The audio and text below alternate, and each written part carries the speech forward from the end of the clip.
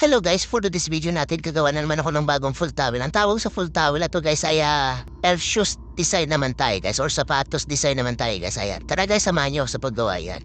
Unang ginawa ko sa towel guys ay tinupi ko lang na isang beses pababa guys. Pahaba ay yung pagtupi natin guys. Sunod yan guys, yung kaliwang side ng towel tinupi ko naman paslan pababa guys. Ayan, at pinagtagpo ko sila sa gitna. Ganun din yung ginawa ko sa may kanan na side. Ayan. Sunod yan guys ay yung kaliwang side ng towel, ayan. Kitinupi ko naman, pagkita ulit guys, ayan.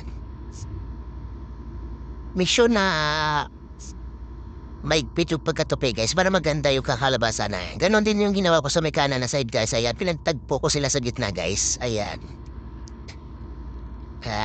At sunod yan guys ay itinupi ko naman yung gitna, ayan. Pinagtagpo ko yung bawat side, ayan. Ganyan lang yun guys. Yan. Para meron tayong design guys. Ayan. Sunod yan guys. Meron dalawang buntot yan sa may kanan na side. Ayan. Yung taas ng buntot ng towel guys. Ayan. Itinupi ko naman pataas. Ayan. Sunod yan guys. Yung yung mabang buntot. Ayan. Tutupin ko naman. Ayan. Pataas. At ipinasok ko sa loob guys. Ayan. Inipit ko siya sa loob kasi yan yung magiging support ng ating towel para matibay siya guys at mag-form talaga siya ng sapatos guys. Ayan. Make sure na maigpit yung pagkaipit guys para hindi siya madaling matanggal. Ayan. At ang huli dyan guys, ayan yung nasa taas na side ng towel. Ayan.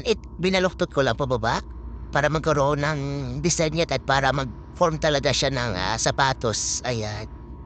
Kunting ayos na lang guys. Tapos na po yung elf shoes design towel natin. Ayan. Guys, kung nagustuhan yung video natin, pa-like at pa-share na rin guys kung sino may gusto matutong gumawa nito at ma-update